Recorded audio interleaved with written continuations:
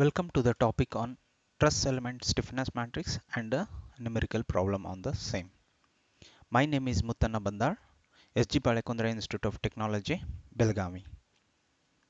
To start with, let us understand what is a truss element. Truss element is basically a bar element that can resist only axial forces, either compressive or tensile, and it can undergo deformation in a axial direction. And also it cannot take any transverse load, or it is not able to take the bending loads, like there is no bending moment and shear force. So to take an example, let us consider a truss element in a planar. So if I take this element, if it is a horizontal, so it is similar to a simple element in a local coordinate system. Now I will orient this local coordinate system with respect to some theta. So then it becomes a 2D problem. Like suppose if I apply a load on this node, so upon the application of this load, the displacement of this element might be in this way. So in this case, upon the application of the load, the new position of the element node is here. It means that it undergoes a displacement in y direction, and also it undergoes a displacement in a x direction.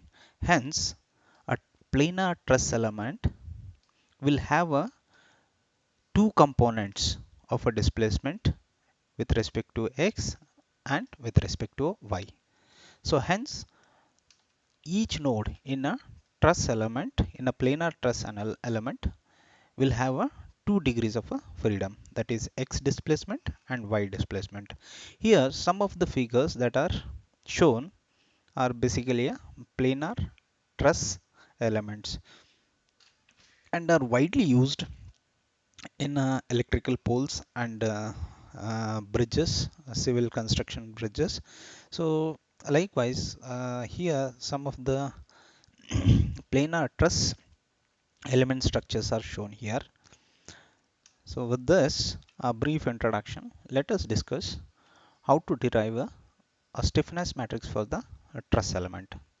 So let us consider an element, so which is made up of node 1 and node 2.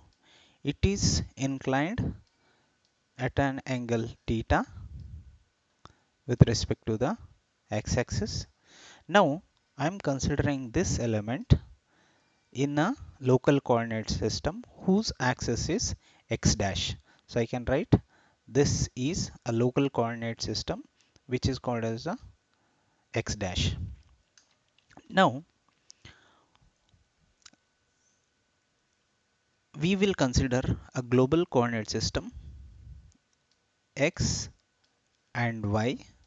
So these are the global coordinate system, and this element is having a local coordinate system in this direction x dash.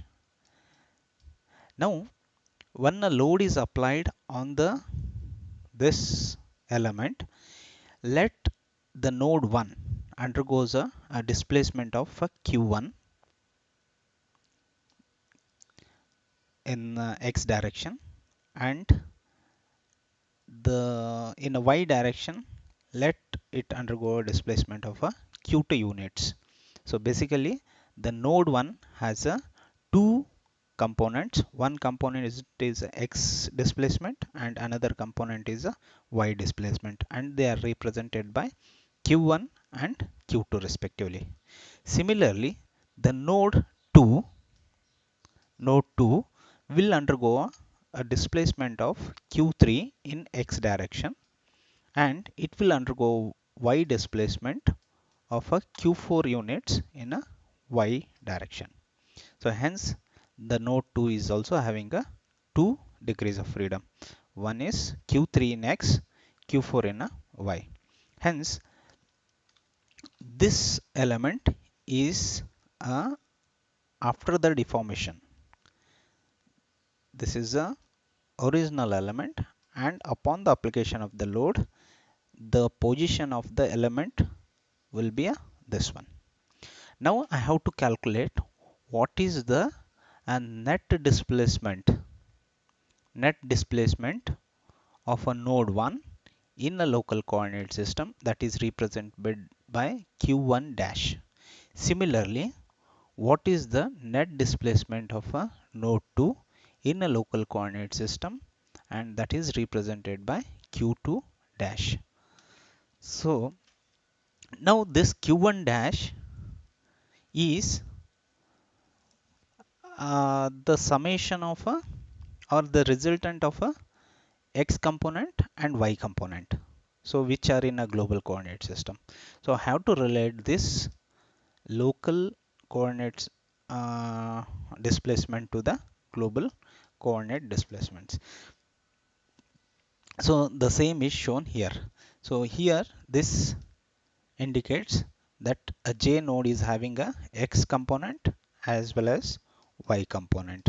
Like the node 1 is having two components, and node 2 is also having a two components.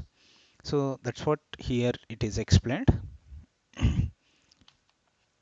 Now in a local coordinate system, let q1 dash and q2 dash be the axial displacement of a node 1 and node 2 respectively,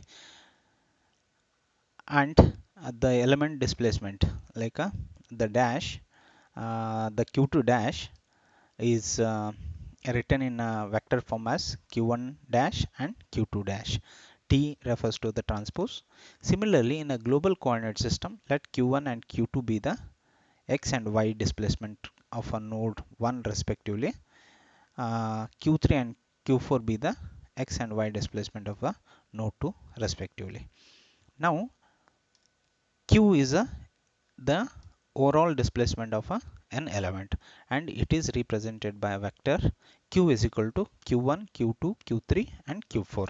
So in the sense, one element has four parameters, two at each node, 2 degrees of freedom at each node. So if I say this as 1, so this is q1, and this one is q2. Similarly, at node 2, this is represented as q3 x component, and this is represented as q4 y component. These are written in a vector form as q is equal to q1, q2, q3, q4 transpose. Now let us consider I have to transfer this local coordinate displacement into a global displacement. So for that, using a trigonometry, I have to simplify this one. Let me explain the transformation of this one. So here I have taken a bar. Now I'll take this as an element which is having a theta angle. Now I want to calculate what is a q1 dash. Let me take this as a q1 dash,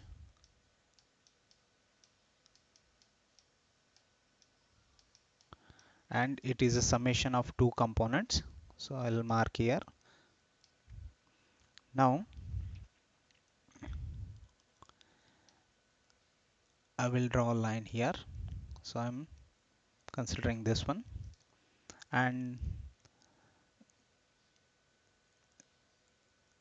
it will undergo this is a q2 component, this is a q1 component. So I am marking this q1 here, this q2 here, and this is a new position of the node 1. So it is, I'm interested in calculating what is the x component and what is the y component, and this is a theta, and also this angle is 90, and this I will represent it as h1 and this as h2. Now q1 dash is a summation of h1 plus h2, and h1 is a component of a cos component of a theta, h2 is a sine component of a theta. So let me draw a perpendicular line here. Now h2, this line is equal to this line. So I have to calculate what is this angle. So to do that one, if this is theta and this is 90, this angle would be 90 minus theta, and also q1 is perpendicular to q2. So in the sense, this angle is 90. So this is 90 minus theta and this is 90. Hence this angle will be a theta, because 90 minus of 90 will give a this 90 minus 90 minus theta. This becomes a positive. So this goes off. So only remaining is a theta. So this angle is also theta. So I will represent it as theta. Now the cos theta of this, cos theta is equal to adjacent side, this line h1 divided by this is a hypotenuse, that is q1. So that will give h1 is equal to q1 into cos theta. So that's what I have written here. So this part, this component q1 cos theta. Now this h2, will be a q2 sin theta. So that is, like if I take this one, this is theta, opposite side is sin theta. I will take sin theta is equal to opposite side of this theta is h2, because this and this line are parallel and equal, divided by this is a hypotenuse, that will be equal to q2. Hence h2 is equal to q2 into sin theta. So this is this part, h2 is equal to q2 into sin theta. Therefore q1 dash is equal to h1 plus h2. So in this sense, it will be a q1 cos theta plus q2 sin theta. So the same is applicable at the second node.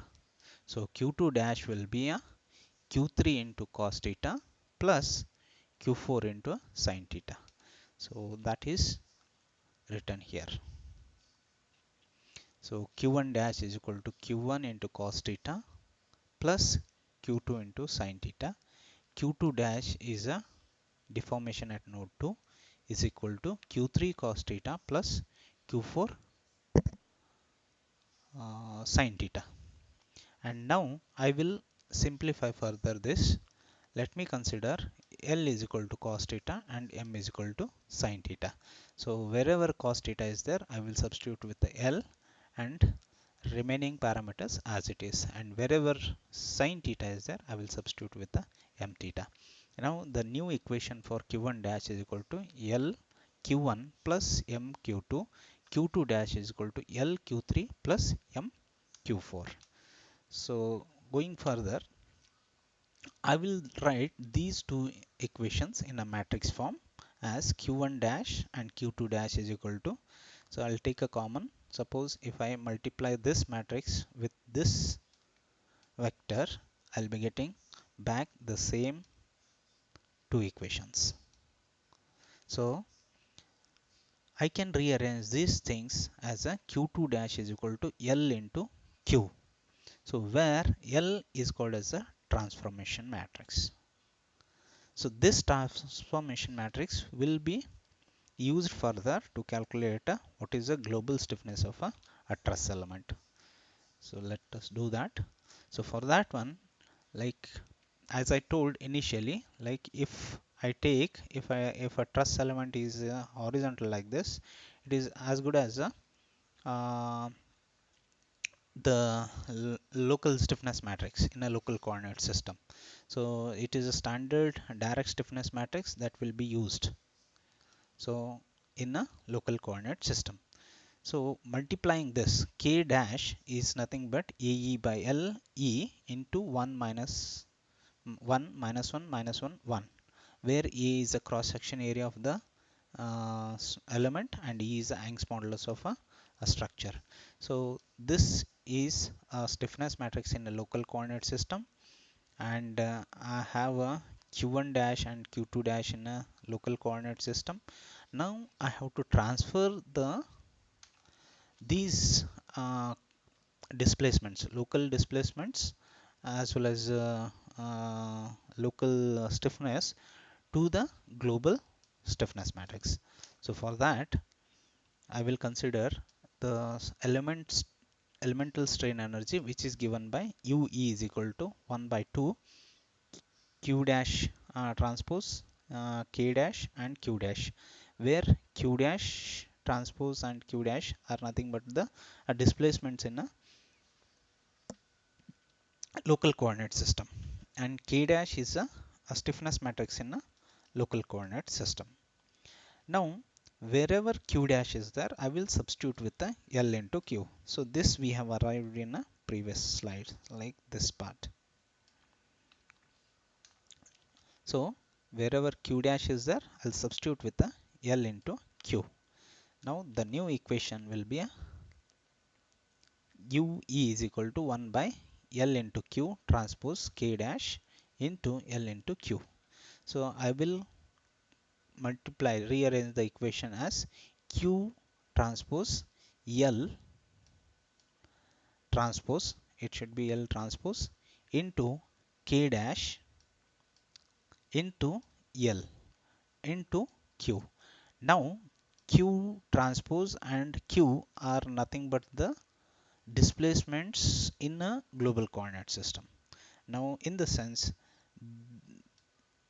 if I take this part, it becomes a stiffness in a global coordinate system, and that is represented as K.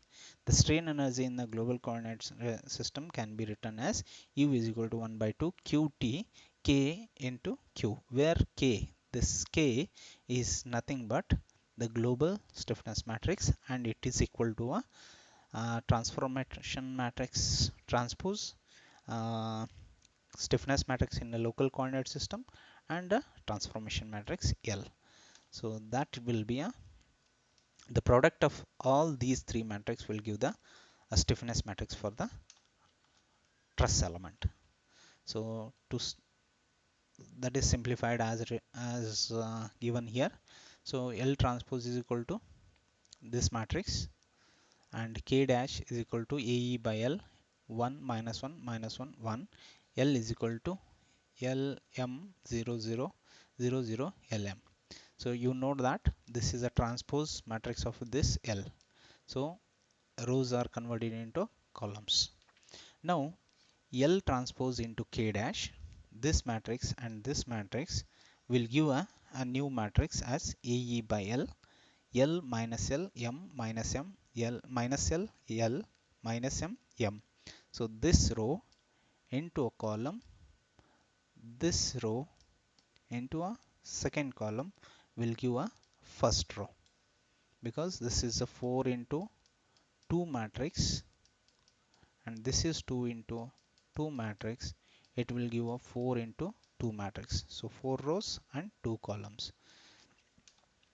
Similarly, multiplying this row and this column will give this row and this column will give this part. Similarly, this row and this column will give this row and this column will give this part. So now after multiplying L transpose and K dash, this is a matrix that I have got. Again, I will multiply this matrix into a L. So that is equal to AE by L. I have taken this matrix here into L. This matrix is written here, and multiplication of this matrix. So this matrix is multiplied here.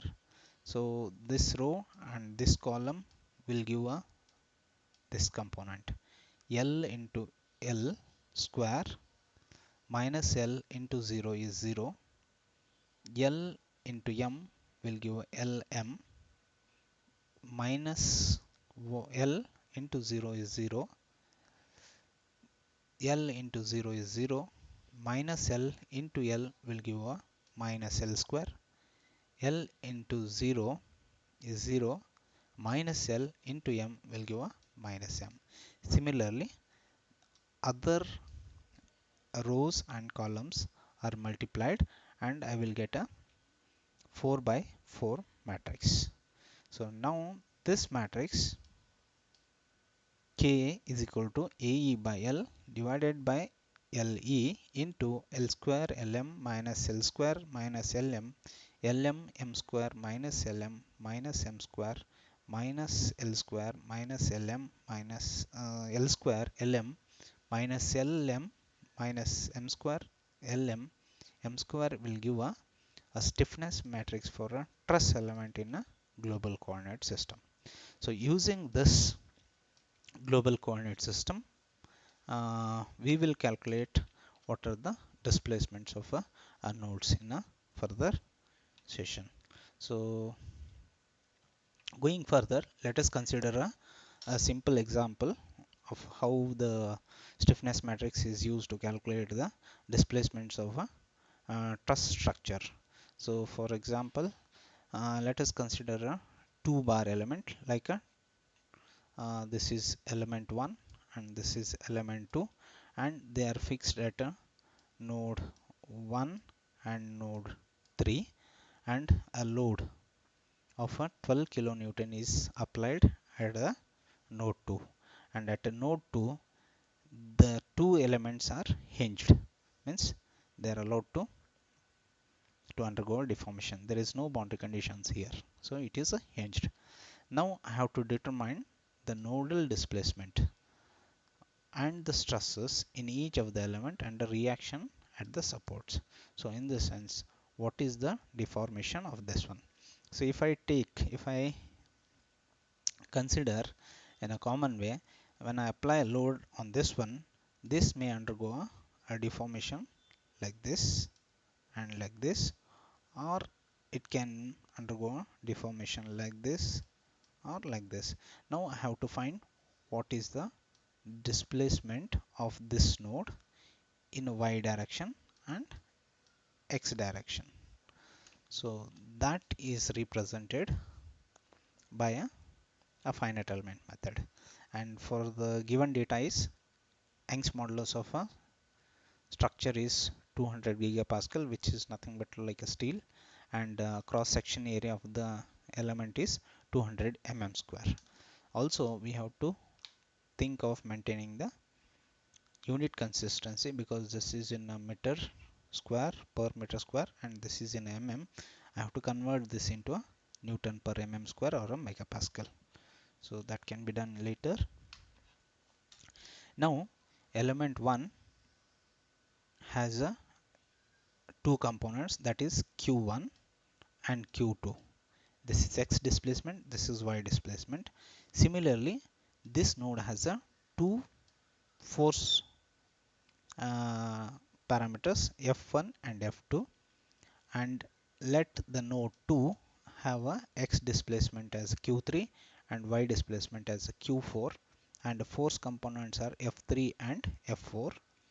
the element node number 3 has a x displacement as q5 and y displacement as a q6, and the force components at a node 3 are f5 and f6. So once I represent these things, I have to find what is called as a orientation of these elements. So how they are oriented. So because as we have derived a stiffness matrix, truss stiffness matrix, it was having a some angle theta. So now I have to find what is this orientation of each of these elements, and depending upon the angle theta, the stiffness of that stress element is going to change. So orientation, calculating those orientation becomes a very important. So that I am taking it as a theta here. So once I calculate theta, I will get cos theta and sin theta, and using this I can find this cos theta is nothing but L, sin theta is nothing but M. Once I get L and M, I can calculate L square, Lm and M square, and the same can be used to calculate the stiffness matrix of that particular element. So with this brief idea, let us do the element connectivity table. Now in the element connectivity table, here is this table is called as the element connectivity table. It has two elements, and I have to write what is the information of those elements, how they are connected, using what nodes and all. So element 1, this element is connected by node 1 and node 2. So it is connected by node 1. So I'll write n1, n2, node 2, 1 and 2. And similarly, element 2, this element is connected by node 2 and node 3. So this n1 is represents the initial node and n2 represents the final node. Like this element is formed by 2 and 3. So this is about a element connectivity table. So it will give the information how the elements are connected and how the connectivity, where the connectivity is happening at the element level. So the structure is having a common node as a 2, where the connectivity is formed between the two elements. So once this is formed, I have to calculate what is the theta of each element. So to do that one, let us go here. Element 1 has a certain orientation. So there it is some angle. Let me take this as an axis, and I will measure angle in an anti-clockwise direction as a positive, and if I measure it in a clockwise direction, it is a negative. So now I want to calculate what is this angle. Then I'll get the orientation of this element 1.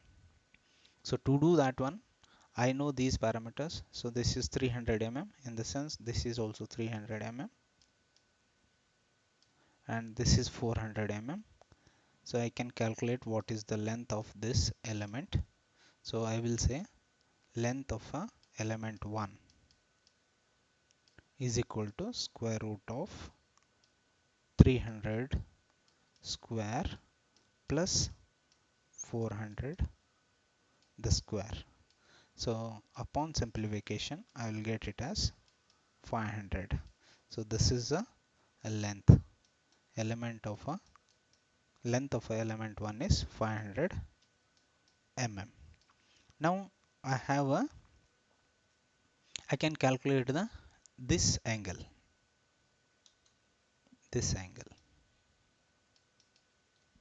So using this information. So to do this one, this I will consider it as some phi. So that is equal to, I'll say cos inverse of adjacent side is 400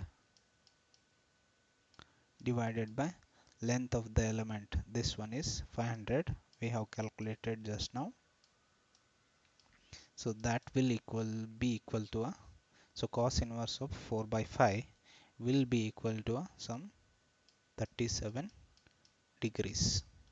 So if this is 37 degree, the angle is, the total angle is 180. So I will calculate 180 minus 37 will give the angle of this. So which is equal to 143 degree. So that angle is substituted here. The orientation of this element 1 is 143. So similarly, the orientation of element 2 is, so it is a horizontal element. I told I will measure in this direction and the angle will be 180 degree. So no need of calculation here. So it is a horizontal element. So that is written, the angle made by a element 2 is 180. Now once the theta is formed, I will calculate the cos theta of 143. So cos theta of 143 is minus -zero point 0.8. So because it falls in the second quadrant, so it is cos theta, cos 143 is equal to minus -zero point 0.8. Sin 143 is equal to 0.6. So L square, this is L, this is M. So L square, if I do this, multiply 0 0.8 into 0 0.8, minus into minus plus, so it is 0.64.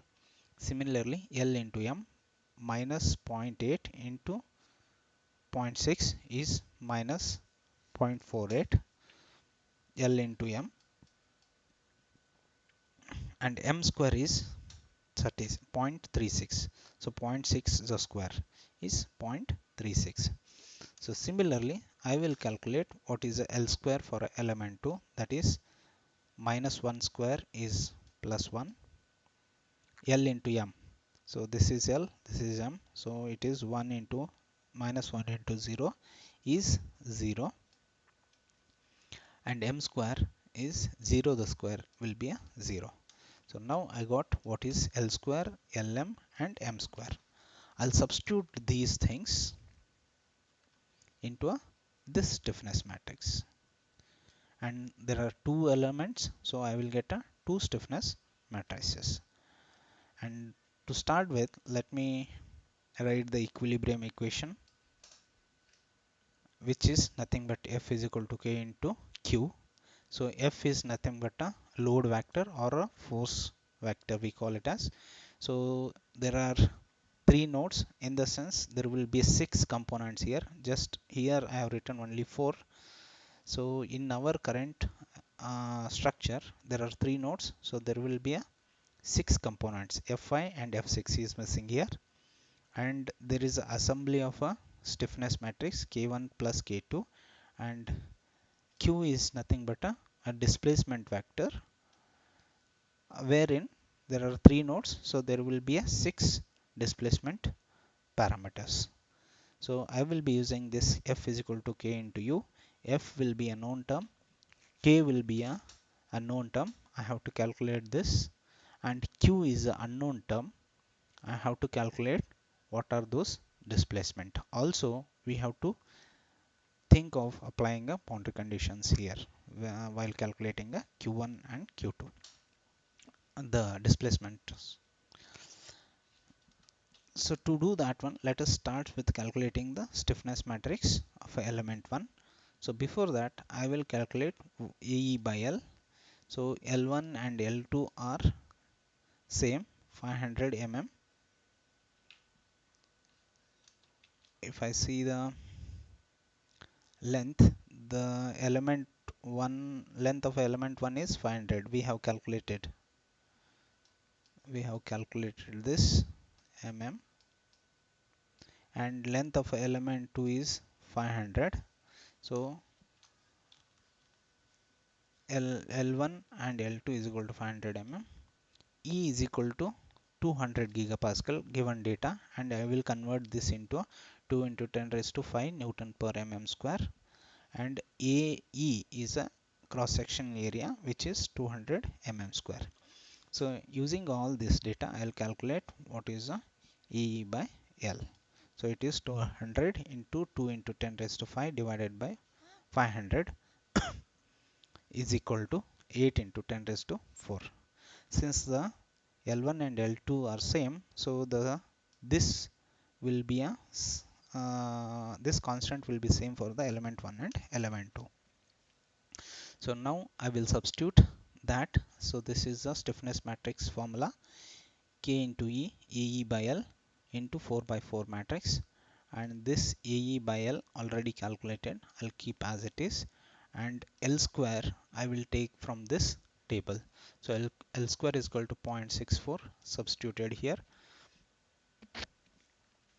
LM is a minus 0.48, and this is again L square. Note here it is a minus, so I have to give a minus and 0.64, and minus LM. Since LM I got minus 0.48 into minus will become a plus here, and 0.48. So likewise I will substitute all these parameters into this equation. And also another important thing we have to note here is the numbering of the rows and columns. Suppose in our case the element 1 is oriented here, and it is a node 1 and it is a node 2. So I'll take this as a Q1, so 1, and Y displacement as Q2, that is 2, and the displacement of a node 2 in X direction, I'll take it as Q3, so it is 3, and displacement of a node 2 in Y direction is Q4, so that is taken as a 4. So similarly I have to number these rows as 1, 2, 3 and 4. So basically these are the degrees of freedom that are there at a given nodes. So this numbering of rows and columns is very important because it will help for assembling of the matrices. So in our case it is connected at a node 2. So at a node 2, 3 and 4, 1, 2 is here, 3, 4 is here, 5, 6 is here. So at 3 and 4, these components will add up with the stiffness matrix of a element 2. So it's very important to number these rows and columns with the appropriate uh, degrees of freedoms of that particular node. So once this is calculated, K1 is calculated, let us calculate for the K2. So this is K1 stiffness matrix. Now similarly I'll calculate the element stiffness matrix for element 2. So element 2 was a horizontal, and because of that it was 180, and then I calculated L square, LM and M square. I will substitute these L square, LM and M square into this matrix, and AE by L was 8.8 into 10 raised to 4. I'll keep as it is. Also the node numbering is very important. So this element is something like this. This was element 2. So this is Q3, this is Q4, and this node 3 is Q5, and this one is Q6. So K6. Similarly I will number the rows with a 3, 4 and 5 and 6. And for the simplification, what I do here is, so only the L square terms are positive. So wherever the L square is there, I'll substitute with the 1, considering the signs, whether it is positive or negative. So I'll get the matrix, this matrix. Now I will multiply, I'll send this 8 into the matrix, and I'll multiply each of these elements with the 8. So upon multiplication, I'll get 10 raised to 4 into 8, and all the elements are multiplied by the 8. And the same thing is done in a element 1. So this 8 is multiplied to all these elements, and only 10 raised to 4 is kept as a common outside. So 8 is multiplied to all the elements of this one. So this term is common for stiffness matrix 1 and stiffness matrix 2. So that will help for the easy assembling of the stiffness matrix. So this is stiffness matrix 1, stiffness matrix 2. Let us assemble the stiffness matrix. So Kg is a global stiffness matrix, K1 is a stiffness matrix of element 1, K2 is a stiffness matrix of element 2, and the elements that are highlighted in a red color are the stiffness elements of element 2, and 10 raised to 4 was common. So I will write here, no, these are the nodal degrees of freedom of node 1. This is for the node 2, this is for the node 3.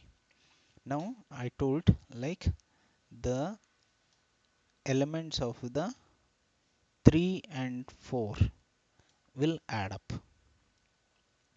So 1, 2, 3, 4, and all the rows of a first element are written here, and then wherever there is a overlap, like a 3 is a common degrees of freedom for element 1 and element 2.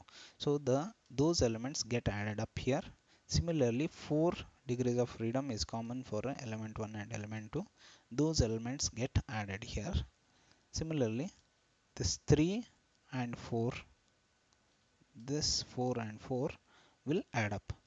So the addition of the common elements of both the matrix add up here. So this forms a global stiffness matrix. So once that is formed, I will rewrite the global stiffness matrix as like this, maintaining the rows and column representation as with the degrees of freedoms. Now I have to calculate what is the I have to write what is the nodal displacement vectors. So in a nodal displacement vectors, this is constitute to a node 1, this constitutes to a node 2, this constitutes to a node 3, and similarly the forces F1 and F2 for node 1, F3 and F4 for node 2, F3 and F5 and F6 for node 3. So these force components are written here. So here F is equal to, at node 1, X component force and Y component forces are 0. So click here. At node 1 there is no force acting here. So X component of a force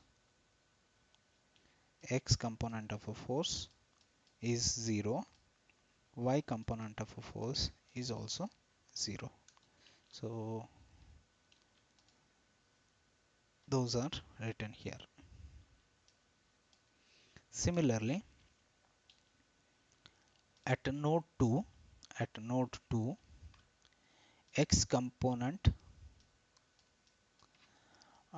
is 0, Y component is minus, X component is 0, y component is minus 12 kilonewton. So I have to substitute that here. So actually it should be the reverse.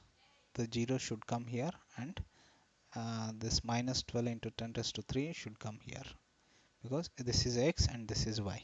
So in our case it is a y component. And at node 3, x component force is 0, y component force is also 0. So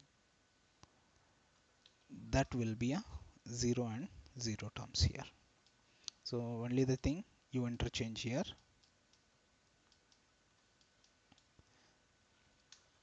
So now I got all the components. So if I write F is equal to K into Q, I know these components. I know I have calculated what is the stiffness, and only the thing is I have to calculate what is the nodal displacement vector.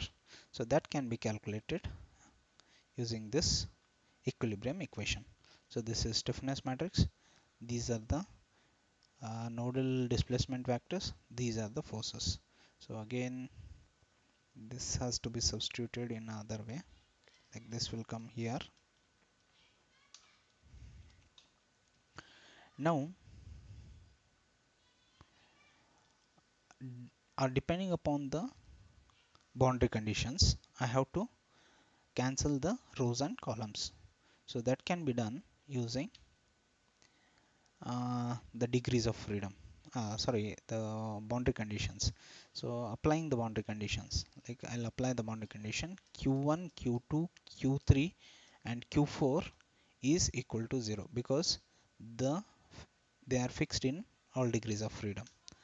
Like if I go back, if I go to this, the node 1 is constrained in x and y, so the q1 is equal to 0 and q2 is equal to 0, because they are not allowed. This node is not allowed to translate in x and y. Similarly, node 3 is equal to 0, because q5 is x displacement, q6 is a y displacement. So these are equal to 0 because of this boundary conditions. So from the boundary condition, from this diagram, I can write this is equal to 0, this is equal to 0. Q3 and Q4 are associated with the node, it is not constrained, so those are unknowns. And Q5 and Q6 are at a node 3, they are also equal to 0. Now cancel the rows that are having the boundary conditions. Like I can cancel this row because Q1 is 0, and I can cancel the corresponding column. I can cancel row 2 because Q2 is 0. I can cancel the column 2. 3 and 4 are unknown. I don't cancel those rows. But Q5 is also 0. So cancel this and corresponding row. Cancel Q6 and corresponding row.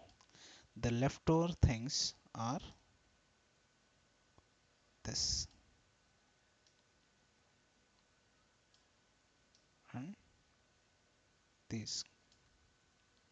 So I will take these elements and form a new matrix. So the highlighted in the blue color elements will form a new stiffness matrix. So that is written as 10 raised to 4 into the elements left over Q3 and Q4. So 0 minus 12 into 10 raised to 3. So here it is corrected. So hence upon the calculation I can find the Q3 and Q4 by using this inversing this matrix and multiplying with the and this vector.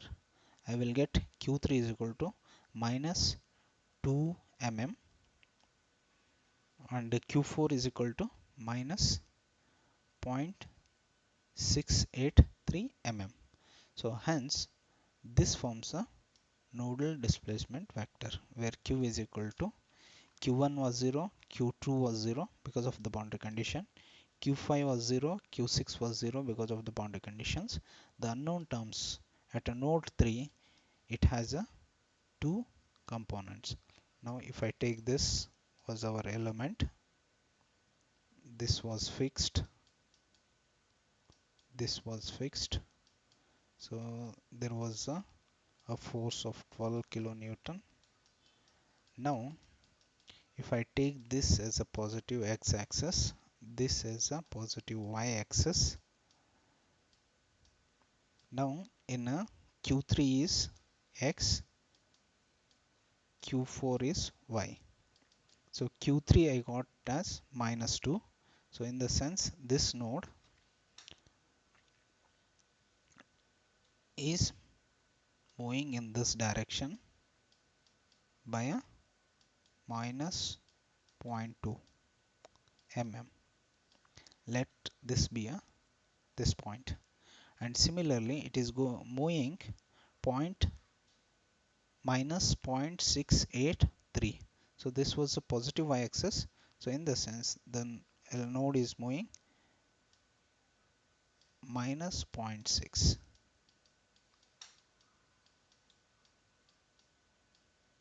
0.683 in a negative direction. So in the sense the new position of the node will be somewhere here. So minus 2 mm and minus 6 mm. So if I redraw this, this was the original, and the new position of a node 2 is somewhere here. The new structure upon the application of load will be something like this. So in the sense, if I see from the diagram, so it is trying to compress both the elements. So it is trying to compress the element 2 and element 3. So let us see, this is only based on the observations, but we will see whether they are compressed or tensile by calculating the stresses. So that can be calculated using this formula. Sigma 1 is nothing but this is Young's modulus into a strain, and sigma is given by Young's modulus into a strain by Hooke's law. Now this matrix divided by L, this is a deformation of a node of the element divided by original length will give the strain. So basically this, and this E is a constant. So to calculate that one, so at element 1, if I take this as a element 1, it has a q1 component and q2 component, q3 component and q4 component. So in the sense this is q1 0, q2 0 because of boundary condition, and q3 and q4 I have found out by a equilibrium equation. Now this q2 minus q1 will give the deformation in a x component, q4 minus q2 will give the deformation in y component. So that's the thing, like this is cos theta minus cos theta, this is minus sin theta, and this is positive cos theta, and this is positive sin theta. So the difference between the cos components will give the deformation of that particular element. So that is how we have got this matrix. So minus L is nothing but 0.8 because it was minus 0.8, minus into minus it becomes plus, and M was 0.6 because of this minus sign, it will be minus 0.6, and L was minus 0.8, M was 0.6. So multiply this row into this column, we will and then multiply with the Young's modulus and divide by a length will give a what is called as a stress in a element 1, and it indicates that it is getting we are getting a value in terms of a negative, in the sense it is subjected to a compressive stress. Like if I take this element, so new position was something like this, so it is undergoing a deformation, like the length of the element is decreasing after the application of the load, in the sense there is a compressive stress developed in this element.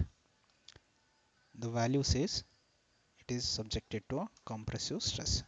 Similarly, for the element 2 was something like this. So here there was a Q3 and Q4 component, Q5 and Q6 component at a node 3 and at node 2. So this is Q3, Q4, Q5 and Q6 0, and this is also 0 from the boundary conditions. And this will be like in a previous element 1 I have explained how we have arrived at this one, because I wanted the difference of this terms. I will take the corresponding cos and the sine components to calculate the difference in the value. So this is a constant E by LE into this row.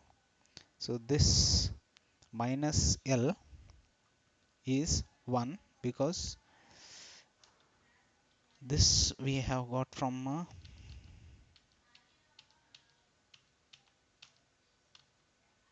this table. L is minus 1, M was 0.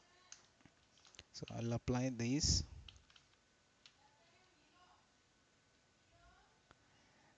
things here.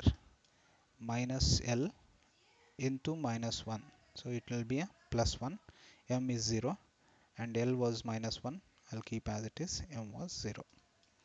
So I will multiply this row and this column to get the stress in a element 2.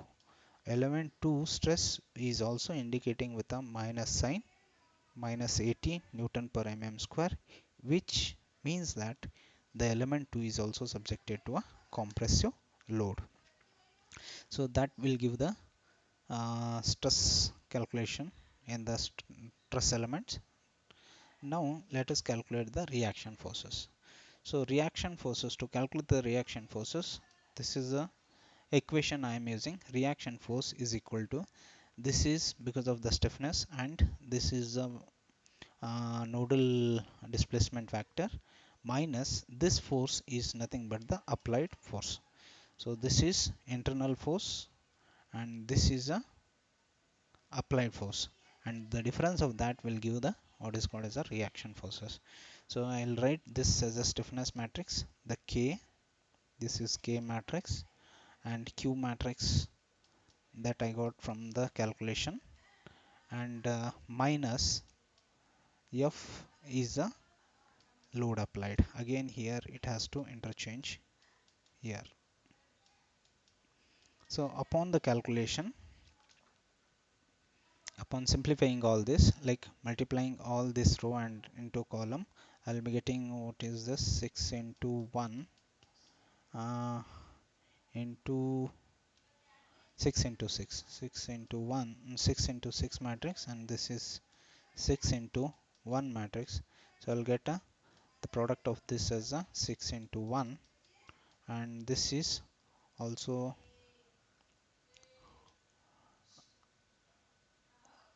6 into 1 minus this is also 6 into 1.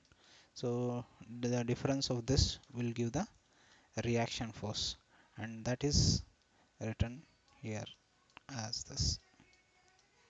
So these are the reaction forces. This is a x component of a reaction force. at a node 1, y component of a reaction force at node 1, uh, 3 and 4 are almost equal to 0 because it is in a equilibrium, and it is not constrained to any supports. So that would be the indicates uh, that indicates the forces are neutralized at a node 2, and at 16,000 Newton is a force in a x component at node 3, and 0 Newton the force component in a y direction at a node 3. So with this we complete the a problem on a truss element also. So you can solve some more problems using this truss stiffness matrix and a equilibrium equation, uh, and with this we complete a stiffness matrix and a numerical on a truss element. Thank you.